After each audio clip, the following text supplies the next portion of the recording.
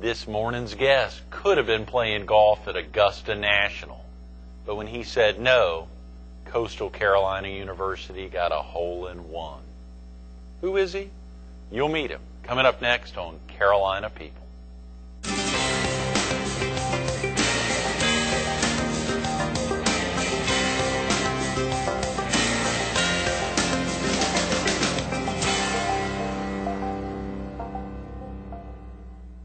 Good morning.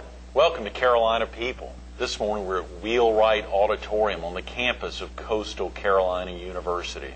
We're focused on the university itself, and we're visiting with its Executive Vice President of University Counsel, Dr. Eddie Dyer. Good morning. Good morning. Dr. Good morning. Dyer, How are you, Greg? Thank you so much for coming in. Good to be back here. Good to be back. Do you mind if we call you Eddie, or you Dr. Dyer? The only person that's ever called me Edgar was my second grade teacher, and she called everybody by their birth certificate name. So. What about your mother, or your dad, your sister, somebody? I was always Eddie. Always Eddie. Edgar was a little too formal for my family. So. Yeah, that's Eddie right. In Guilford County, I believe. Guilford County, High Point, North Carolina, furniture capital of the world. Still is, barely. China has taken a lot of the furniture manufacturing. It has impacted the Triad Certainly terribly. has. Yep. Yeah. Yep. And you also, I believe, went to college there in the Triad. Went to Guilford College in the late 60s and left there in 1970, actually, and came to Florence, South Carolina, with a job in city planning, and then went to work in the governor's office in Columbia a couple of years, and went to graduate school and law school, and then came here in 76. So I've been in South Carolina since 1970. Well, you said 76? 76, I've been here on campus for more than 30 years? In my 32nd year. Yep. That is insane. People would think that was out of high school or something. But you just added a couple years to it. That's true. But I've been here. When I came, there were 4 buildings over on the Horseshoe. Now we have about, I think, 53 buildings. So. Is that right? Yeah, we've grown. You said in a 32-year period from 4 buildings to now, you said 50? I think we have 53 altogether that we're responsible for. Right. We lease a few of them. So. That is tremendous. Yeah. Golly, so much happening. And as you know, obviously a lot of viewers would be interested to think about some of that progress. You could spend hours talking about some of the changes over a 32-year period. But good. Yes, very easily. Of course, even more exciting to a lot of folks is the big promotion to Executive Vice President, obviously University Counsel position you've had. Now this position, obviously taking on the road a little bit. Right. Yep. A little different there. How's that different. Transition been for viewers who may not even know about that? Working with Dave DeCenzo is great. Dave provides great leadership. He's a very solid decision maker and has the best interests of the institution at heart. So working with Dave and supporting him, really, that's my job, is to support Dave and try to help make his administration the very best that we can be, especially in this time of transition and in a time of where we're thinking about where we want to go from here. Working with Dave is just it's a great job to have. Can you give viewers a little primer of where we're going to go from here, or is that still relatively fluid? Well, it's fluid in the sense that this year we set aside this year to do a strategic plan and go through that process. It's time, after about 10 or 12 years, to refine our mission statement and our mission. We had never gone off campus before to create the strategic planning committee. It had always been a faculty and staff committee. Dave wanted to broaden the tent and lift up the flaps, so to speak, and so we've gone out into the business community. There's representation from the school district, the business community, our foundations, local political leadership, local citizenry, on anyone who's a stakeholder in Coastal Carolina University, which is really anyone in this region, has a representative on that committee.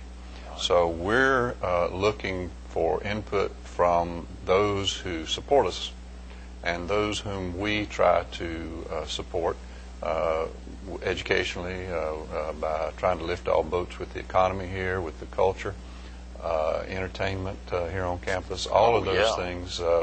We're asking, what do you want Coastal Carolina University to be? Because you have a stake in where we go. What do you want us to be, and where do you want us to go? So we're doing that this year. We're almost to the point of sending, in fact, yesterday at Faculty Senate, the first draft of the revised mission statement went to the faculty for comment and input and revisions. So we're at that point with a mission statement, and the steering committee of the strategic planning committee is pretty far along with a lot of other initiatives as well. So how exciting! And the yes, community, all the stakeholders are speaking up. Are they? Yes, are they letting their voices be heard? Yes, we've had a number of public forums up and down the Grand Strand and inland, over in Aner and Loris, city of Conway, several places on the Grand Strand, North Myrtle Beach, several places in Georgetown County already, and here on campus. So we have held a number of public forums. Darla Domke-DeMott, a professor in the College of Business with a PhD in strategic planning, by the way, is doing a wonderful job of leading us in that initiative and providing the go-go for Eddie, all of that. That image you provided, you and Dr. Senzo, a joint image there of the tent, obviously putting up the tent and then right. Yep. Broadening it out. Up. That is wonderful. Transparency is a hallmark of his administration already, and we intend to be transparent and let everyone know we're a public institution, let everyone know what's going on here, right, and get everyone involved to the extent that they want to be involved. So that is great. We're trying to reach out to our stakeholders and be an institution that is representative, in the best sense of the word, of the hopes and dreams of this region. Well, you know, you mentioned earlier, early this morning before we started filming, about folks that aren't necessarily always stakeholders who really want to wrap around a university. In our home state, in the Tar Heel state, even that Bryan name, which really made an impact on the Triangle, a lot of folks are finding that Coastal is a place. I think I saw in the Herald last week about someone who wasn't an alum, but really making a commitment to want to continue to support Coastal. And a lot of folks are recognizing this is an institution they really want to wrap around, whether they live on the Strand, even in the PD or Southeast North Carolina, but even far away, recognizing this is a place to really get behind. That's very true, Greg, and we're blessed with the community support, the Horry County Higher Education Commission. If you factored in from 1960, when they added that millage that comes through the Horry County Council to Coastal, if you brought that up in terms of 2007 dollars, the first millage went to build the Singleton building, which was the first building on the campus. If you factored that and brought it up to 2007 dollars, just that millage has put probably close to $50 million into Coastal Carolina, and that's just local taxpayers. We are blessed with local community support from individuals who really have no connection with Coastal other than just living in this area, may not have come to school here, may not have graduated. We have great alumni support. So we get good support out of Columbia. We want to make that better. But we get good support out of Columbia, and we're trying to work on that. But we certainly are blessed with a variety of people who support Coastal Carolina University. Our Coastal Educational Foundation, we couldn't ask for a better group to represent us and to seek funding for us and to help us spend our assets wisely. Yes, so we're very blessed. Share with viewers a little about yourself, Eddie. What actually got you here, you know, to what was then USC, Coastal Carolina College? I hate to say it, 32 years ago. That sounds so foreign to folks to try to imagine somebody in the same location at an institution there. And you could have gone anywhere. What got you to Conway, South Carolina? I had a job lined up that I really wanted and was getting ready to go to back to North Carolina to Charlotte, and it would have been a very interesting job the past 32 years. I would have been in the city attorney's office as the person who handled their land use and zoning and subdivision regulation, all the legal aspects of that. I was in city planning before I went to a graduate school in public administration and then law school. But I got a call from two places, Augusta College and here at USC Coastal Carolina College at the time. Right. And had an offer from Augusta, went down there and talked to them, and had an offer to come there and teach public administration and pre-law. And to this day, can't believe I turned that job down. With that job came during Masters Week is when they used to take their spring break. The president there promised me a job over there, and you worked half a day and watched the tournament half a day. Plus, he said, I'm an honorary member at Augusta National. He said, I promise you at least once a year I'll take you over there and you can play. And they still have, I think they still have that golf course on their campus because it's an old Army base. Oh, Augusta, yeah. It's Augusta University now. But when I left there, I thought, well, that's where I'm going to be next year. And I had forgotten about Charlotte by that time. And a call came to the University of South Carolina where I was working at the Bureau of Governmental Research there. Right. And they said, do you have anybody up there that can teach public administration and pre-law? They said, why don't you go down? They asked me, why don't you go down there and interview? I said, no, I'm going to Augusta next year. They said, well, just go down there and keep peace in the family because they're a regional campus and we need to send somebody down there to interview. And I came down and, it's one of the few decisions I've made in my life with my heart rather than my head, and it was a good one. I met Dick Singleton. I met Paul Stanton, who was Vice Chancellor for Academic Affairs. And just the people here I met, it just seemed like I should be here. 4 buildings right over there on the horseshoe. So I made that decision and came here. To this day, I still haven't played Augusta National, and I still haven't been to the Masters, and I haven't had a job at the Masters, but I don't regret it.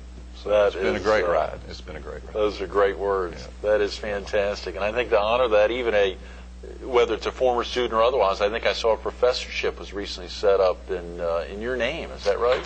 It was a former student. It's a very humbling experience, and it's Tim Meacham, right? Who Conway attorney. I saw. Yeah, he's moved to Georgetown. Tim is was our first graduate to go to law school, and he did really well. Was a defense attorney for a while in private practice in Florence. But Tim has done well, and he provided the seed for the endowed scholarship, and named it for me. I told my wife, I said, I have mixed feelings about this. It certainly is an honor, but they start doing these things when you get old. So it means I've reached a certain age now. Anyway, I'm getting a little gray hair, but I'm very blessed with students like Tim over the years who keep you interested in what you're doing. Right. And by the way, this is the 23rd year in a row I've taken my constitutional law class to Washington, D.C., to the Supreme Court.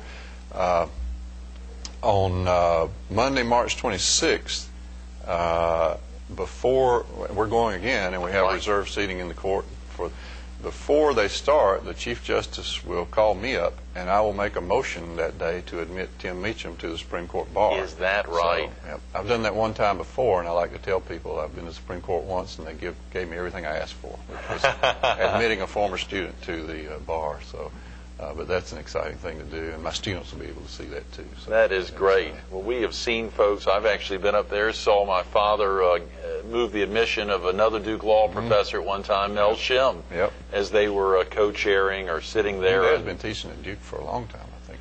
Longer than you've been around. Almost. 1950 was when he joined the faculty there. We think about so many great things, Eddie, and obviously the experiences here on the campus, and you highlighted some of that. I think you even mentioned that you're going to be speaking on Monday to a big group over there at Kingston Plantation about former Governor McNair. Yeah, a lot of groups come to Myrtle Beach for their conventions, and they use Coastal as a resource to come down and speak, and the South Carolina Association of Regional Councils of Government asked me to speak on Monday, this coming Monday, at Kingston Plantation.